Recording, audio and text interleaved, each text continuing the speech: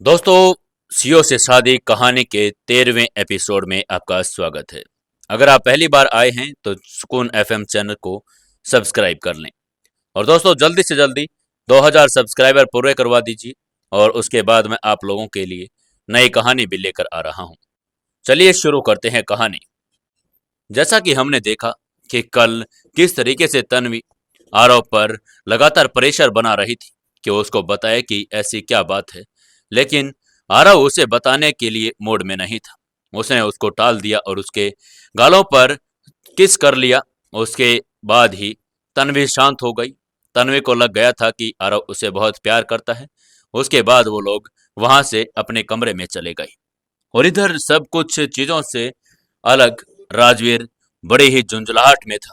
वो सुबह से ही मीडिया और लगातार ब्लॉग्स वालों के काम में लगा हुआ था।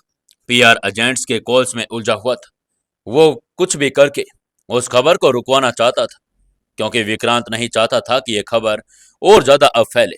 कहीं ना कहीं राजवीर भी यही चाहता था कि कैसे भी करके उन खबर को रुकवा दिया जाए। तभी विक्रांत का फोन भी उसने उठाया और उसकी नींद में डूबी हुई बीवी गुस्से में थी, लेकिन उसे मजबूरन घर से जल्दी निकलना पड़ा ताकि अपने बॉस और उसकी वाइफ से जुड़ी हर न्यूज को इंटरनेट से हटवाने की कोशिश करेगा। ऑफिस में आते ही राजवीर ने अपने पर्सनल वकील और मीडिया हैंडलिंग की टीम को वहां पर बुला लिया था। वो जानना चाहता था कि ये इन्फॉर्मेशन कैसे और कैसे पब्लिश हुई, क्या क्या उसके रिगार्डिंग किया जा सकता है। तभी वहां बैठे हुए वकील और मीडिया हैंडलिंग की टीम से राजवीर ने पूछा, सबसे पहले ये बताओ कि ये इन्फॉर्मेशन आई कहां से, क्या किसी को कुछ पता चला? ये पूरी टीम सिर्फ डैमेज कंट्रोल के लिए बिठाई गई थी, पर विक्रांत हमेशा से नॉनसेंस टाइप का बंदा रहा था, इसलिए ये सब उसे प्रैक्टिकली बेकार लगते थे। पर उसकी रहस्यमय वाइफ, वो इन सब का इस्तेमाल अपने हिसाब से करना चाहती थी। तभी एक एजेंट बोला, सर ये ब्लॉगर मिनी एजेंट से जुड़ा है, नाम है महेश। उसने पूरी रिसर्च कर ली थी कि कहाँ से ये पब्लिश हुआ है और किसने इसकी इंफॉर्मेशन और लोगों को भी दी है, क्योंकि इंफॉर्मेशन तो सिर्फ महेश से आगे ही पब्लिश हुई थी। सबसे पहले पब्लिश करने वाला मिनी ब्लॉगर महेश ही था। इसीलिए तो आरव उसे कह रहा था कि अगर फंसेगा तो आरव पर कोई आंच नहीं आएगी। उसने पूरा अंदाजा लगा लिया था, और अगर फंसेगा तो सिर्फ महेश ही फंसेगा। तभी राजवीर ने कहा, जो लोग बिना वेरीफाई किए ऐसी न्यूज चला रहे हैं उनके खिलाफ हम क्या कर सकते हैं? वो वकीलों से जानना चाहता था कि अगर ऐसे लोगों ने फेक न्यूज फैलाई है तो उसके खिलाफ वो क्या क्या कर सकते हैं। उसे पता था कि बॉस जल्दी ही कॉल करेंगे। वो चाहता था कि सिर्फ सिर्फ रिजल्ट में इंटरेस्टेड हैं, और ना ही कोई बहाना, ना कोई एक्स्ट्रा प्रोसेस, और ना ही कोई एक्सक्यूज। बस सीधा सॉल्यूशन चाहिए था। विक्रांत ऐसे ही इंसान था, उसको सॉल्यूशन से मतलब था। तभी वो लगातार राजवीर उनसे बात करने की कोशिश कर रहा था। तभी उनमें से एक वकील ने राजवीर को सलाह दी। उसने कहा, सर उनमें से ज्यादातर पहली बार ऐसा कर रहे हैं और सबका यही कहना है कि उन्हें ये इन्फॉर्म किसी विक्टिम के करीबी से मिली है। ऐसे में बड़ी रकम निकलवाना मुश्किल होगा। तभी दूसरा जो वकील वो सभी बातों को नोटिस कर रहा था, उसने भी कहा, सर बेस्ट ऑप्शन यही है कि उन पर डिफेमेशन और फॉल्स इन्फो फैलाने का चार्ज लगाकर फाइन ठोका जाए। शायद इससे उनको अक्ल आ जाए और आगे से वो ऐसी कोई हरकत ना करे ग्रोवर फैमिली के बारे में कुछ भी छापने की। तभी उनकी बात सुनकर राजवीर ने गहरी सांस ली। उसे पता था कि विक्रांत के लिए ये इनफ नहीं था। जो विक्रांत बहुत कम बोलता था, लेकिन जब बोलता था तो हर शब्द बाहरी था। जब वो कहता था कि मुझे इंसाफ चाहिए, न्याय चाहिए, तो मतलब सब हिल जाता। वो यही सोच रहा था कि अब ऐसा क्या किया जाए। और उसी वक्त जब वो सोच रहा था, राजवीर का फोन बज गया। उसकी स्क्रीन पर अशोक ग्रोवर का फोन आ रहा था। वो इन सब फालतू की चीजों में यकीन नहीं रखते थे, लेकिन विक्रांत से थोड़े ज्यादा सॉफ्ट और मिठास वाले थे। तभी राजवीर ने फोन उठाया और स्पीकर पर डाल दिया, ताकि कमरे में मौजूद सभी लोग उनकी बात सुन सके।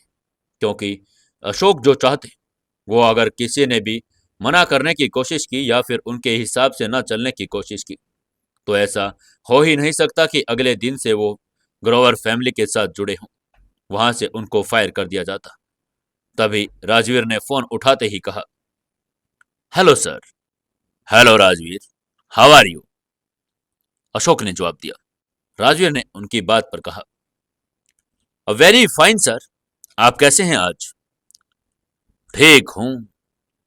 उसके बाद अशोक थोड़ी देर चुप रहे, फिर हल्का सा गला साफ करते हुए बोले, काफी टाइम लग गया इस न्यूज को कंट्रोल करने में। आखिर चल क्या रहा है राजवीर? ये सुनते ही राजवीर की आंखें चौड़ी हो गई। उसे इसी बात का डर था कि कहीं बड़े बॉस का कॉल ना आ जाए। अगर बड़े बॉस का कॉल आ गया तो अशोक गरौर उन्हें बातों ही बातों में इतना डरा देगा, वो क्या ही कर सकते थे। तभी राजवीर ने बात की सफाई देते हुए कहा, बॉस, कुछ छोटे ब्लॉगर्स हैं, हम लोग पहले ही स्ट्रेटेजी मीटिंग में हैं मिसअंडरस्टैंडिंग क्लियर करने के लिए। मैं वही चीजों में लगा हुआ हूं कि कैसे भी करके उसको रोका जाए। तभी अशोक फिर से बोले, राजवीर, मुझे दिन में कितनी बार कहना पड़ेगा कि न्यूज सिर्फ आम लोगों के लिए होती है। मुझे बिल्कुल पसंद नहीं कि मेरे फैमिली मैटर्स इंटरनेट पर घूम रहे हैं। मैं दोबारा से कुछ नहीं सुनूंगा। जल्द से जल्द इसे बंद करो। राजवीर ने जवाब दिया, बॉस, हम इस पर काम कर रहे हैं, जल्द ही। तभी अशोक ने उन्हें एक आइडिया देते हुए कहा, राजवीर, सेलिब्रिटी गॉसिप्स लीक कर दो या कुछ और बड़ा कर दो, चाहे कुछ कोई कांड ही कर दो, पर लंच से पहले मुझे ये सब साफ चाहिए। और इतना कहकर अशोक गरौर ने फोन काट दिया। राजवीर ने सबकी ओर देखा। उसने फोन स्पीकर पर इसीलिए डाला था क्योंकि उसे पता था कि अशोक शांत नहीं रहने वाले हैं। अगर वो कुछ कहेंगे तो अकेला राजवीर क्यों सुने? पूरी टीम को सुनने का अधिकार था और पूरी टीम ही उस काम में लगी हुई थी, तो उनकी रिस्पॉन्सिबिलिटी थी कि वो जल्द से जल्द कैसे भी करके उस खबर को रोके। तभी राजवीर ने उनकी तरफ देखा और कहा, सुना तुमने? अब बताओ, हमारे पास ऐसा क्या है जो ग्रोवर फैमिली स्कैंडल से बड़ा दिखे? तभी एक एजेंट बोला, सर, मैं एक सेलिब्रिटी इन्फ्लुएंसर एंजल पर काम करता हूं। तभी राजवीर ने कहा, ओके, इंश्योर करो कि यह नया गॉसिप्स इतना हाइप क्रिएट करे कि फैमिली का मामला पीछे छूट जाए। और याद रहे, साहब ने कहा है कि लंच से पहले सब कुछ साफ होना चाहिए, तो होना ही चाहिए। चाहे कुछ भी हो, कुछ भी करना पड़े, जल्द करो और अपने काम में लग जाओ। तभी सभी ने सिर हाँ में हिला दिया और कहा, ठीक है सर, मीटिंग ओवर, मुझे आज कुछ बड़ा और फेवरेबल चाहिए। राजवीर ने कहा और वहां से खड़ा हो गया। उसके बाद सभी ने सर झुकाकर उनको प्रणाम किया और वहां से एक एक करके अपने काम की ओर चले गए। दोपहर होते होते विक्रांत आखिरकार बिस्तर से उठ गया था। रात काफी लंबी हो गई थी, इसलिए अब वो थोड़ा फ्रेश महसूस कर रहा था। वो सोया भी रात को लेट था और फिर बीच में उठ भी गया था। विक्रांत को एक बार तो इशिका ने उठा भी दिया था 6:30 बजे, लेकिन उसके बाद वो फिर से सोने की कोशिश कर रहा था और सो ही गया था। अब वो दोपहर में उठा था। जैसे वो उठा, उसने देखा कि दोपहर हो गई है, तो जल्दी जल्दी से तैयार होने चला गया। सीढ़ियां उतरते ही उसे रसोई से कुछ खटपट की आवाज सुनाई दी। तभी उसने रसोई में झांका। इशिका अंदर उधर भाग रही थी। किचन उसने पूरा संभाला हुआ था। विक्रांत ने किचन में कदम रखते हुए पूछा, ये क्या हो रहा है यहाँ पर? जैसे ही एक हाउस हेल्पर ने वहां पर विक्रांत को देखा, वो बेचारी टेंशन में आ गई। उसे पता था कि अगर विक्रांत गुस्से में आएगा तो उसे शायद नौकरी से ना निकाल दे।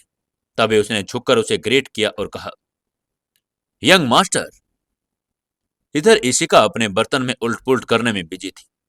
उसको यह ध्यान ही नहीं था कि विक्रांत यहां पर आ गया था, ना ही उसका ध्यान उसकी बातों पर गया था। लेकिन तभी विक्रांत ने देखा कि इशिका उसकी बात पर गौर नहीं कर रही है। उसने तेज आवाज में फिर से कहा, मैंने पूछा चल क्या रहा है यहाँ पर? तभी उनमें से एक स्टाफ वाला फिर बोला, सर, मैम मैम खाना बना रही है। विक्रांत ने हैरानी से कहा, आखिर क्यों? उसने देखा कि किचन टेबल पर काफी सारा खाना पड़ा था। ऐसा लग रहा था जैसे इशिका ने किसी बुफे की तैयारी कर रखी हो। जैसे वो टमाटर काटने लगी, विक्रांत उसके पास ही पहुंच गया। उसने जाकर उसका हाथ पकड़ा और उसे सीधे से पूछा, इशिका, तुम ये सब क्यों बना रही हो? इशिका ने एक सेकंड में उसे देखा और फिर बोली, आपको दिख नहीं रहा मैं क्या कर रही हूं? मैं देख रहा हूं, लेकिन पर इतना खाना क्यों? किसके लिए बनाया जा रहा है? तभी इशिका ने तंज भरे टोन में विक्रांत को जवाब दिया, because I am stress cooking. Vikrant अब इरिटेटेड हो गया था। स्ट्रेस? किस बात का स्ट्रेस? उसने उसकी कलाई पकड़ ली ताकि वो चाकू ना चलाए और उसकी बात का जवाब दे। उसने कहा, इशिका रुको। इशिका ने धीमे से कहा, आप जानते हो कि मैं क्यों स्ट्रेस में हूं। मुझे समझ नहीं आता कि आप इतने काम कैसे हो सकते हैं। तभी उसने चाकू एक तरफ रखा और आगे बोली, चलो मेरे साथ। उसने विक्रांत का हाथ पकड़ लिया और लिविंग रूम की तरफ चली गई। लगभग इशिका रो पड़ने को हो गई थी। विक्रांत उसे पूछे जा रहा था, इशिका कहाँ जा रही हो मुझे लेकर? उसे बस किचन में खाना बनाना ही ऐसा डिस्ट्रैक्शन लग रहा था जो उन भयानक झूठी खबरों से उसका ध्यान हटा सकता था। इसलिए वो बेचारी वहां पर खाना बनाने के लिए आ गई थी। उसे लगा कि शायद और वो क्या करे। खाली बैठती तो उसके दिमाग में वही बात घूमती, वही हेडलाइन जो आज उसने देखी थी। गोल्ड डिगर ने विक्रांत को फंसा लिया। एक ऐसी लड़की जिसके पास कुछ भी नहीं था। उसने ग्रोवर फैमिली के वारिस को अपने चाल में फंसा लिया था। ये तरह तरह की खबरें उसके दिमाग में घर कर गई थी। उसने बहुत बार उनसे छुटकारा पाने की कोशिश की, लेकिन वो रह रहकर उनके दिमाग में चली जा रही थी। तभी उसने सोचा कि शायद वो जाकर खाना बनाएगी तो उसे कुछ डिस्ट्रैक्शन मिलेगा और उसका दिमाग थोड़ा सा शांत होगा। लेकिन तभी वहां पर विक्रांत आ गया था। जैसे ही इशिका ने विक्रांत से कहा कि वो क्या ही कर सकती है, और विक्रांत ने अपने दांत भींचते हुए कहा, जस्ट शट अप इशिका। उसने उसे एक कुर्सी दी और उसे कुर्सी पर बैठा दिया। उसकी आवाज में गुस्से से कांप रही थी। तभी विक्रांत ने उससे कहा, इशिका मुझे ये बताओ, इतना सारा खाएगा कौन? तुम इतना खाना बना क्यों रही थी? इशिका ने शांति से कहा, विक्रांत हम फ्रिज में भी रख सकते हैं उसको, और स्टाफ भी खा लेंगे ना, इसमें क्या बड़ी बात है? विक्रांत ने थोड़े से समझने की कोशिश की, लेकिन उसे लग रहा था कि इशिका कुछ ज्यादा ही परेशान है। उसने अपने आप को थोड़ा सा शांत किया और कहा, हम्म। इसके बाद इशिका थोड़ी खड़ी हो गई और वो चिढ़ते हुए बोली, हाँ जीनियस। फिर वो एक पल के लिए रुकी और बोली, तुम्हें पता है तुम्हें ऑनलाइन कौन ड्रैग कर सकता है? सुबह से ही आज विक्रांत को ड्रैग किया जा रहा था और इशिका लगातार देखे जा रही थी कि किस तरीके से लोग विक्रांत को ड्रैग कर रहे थे। तभी विक्रांत ने कहा, नहीं मुझे नहीं पता। इशिका ने मायूस होकर जवाब दिया, पता तो मुझे भी नहीं है। और यही सवाल बार बार उसके दिमाग में घूम रहा था, और इसी वजह से उसने आज इतना सारा खाना बना दिया था जिसकी कोई हद ही नहीं थी। इतना खाना तो अगर वहां पर 50 लोग और आ जाते वो भी खा सकते थे। वो लगातार पिछले 3-4 घंटे से खाना बनाने में जुटी हुई थी। कोई स्टाफ वाला उसको रोक भी नहीं सकता था, क्योंकि सबको पता था कि अगर इशिका एक बार विक्रांत को बता देगी कि किसी ने उसे टोकने की और रोकने की कोशिश की है तो वो बेचारा क्या ही करता। तभी विक्रांत ने देखा कि इशिका का मूड बहुत ज्यादा ऑफ है। वो क्या ही कर सकता था। उसने झटके से अपने दिमाग में एक तरकीब लेकर आई और उसने कहा, अच्छा ठीक है, अब और खाना मत बनाओ, चलो कुछ और इंटरेस्टिंग करते हैं। उसकी आंखों में शरारत थी और इशिका उसे अच्छी तरह समझ गई थी। आखिर वो किस शरारत की बात या इंटरेस्टिंग काम करने के लिए बात कर रहा था। एक पल को तो इशिका को लगा कि कहीं वो उसे बेड शेयर करने की बात तो नहीं कहेगा, लेकिन विक्रांत भी उसकी आंखों में यही पढ़ने की कोशिश कर रहा था कि उसकी इस बात को लेकर इशिका ने क्या बात बना ली होगी। तभी उसने सोचा कि शायद इशिका कोई और बात ना बना ले। इससे ही पहले उसने कहा, चलो एक काम करो, तुम जल्दी से तैयार हो जाओ, हम अभी कहीं बाहर जाएंगे। बाहर जाने की बात सुनकर इशिका को कुछ अच्छा नहीं लगा। उसे पहले से ही लोगों के ताने सुनने पड़ रहे थे। इंटरनेट पर वो वायरल चल रहे थे। अगर वो बाहर जाते तो शायद लोग उसे कोसते और वो पहचान में भी आ जाती।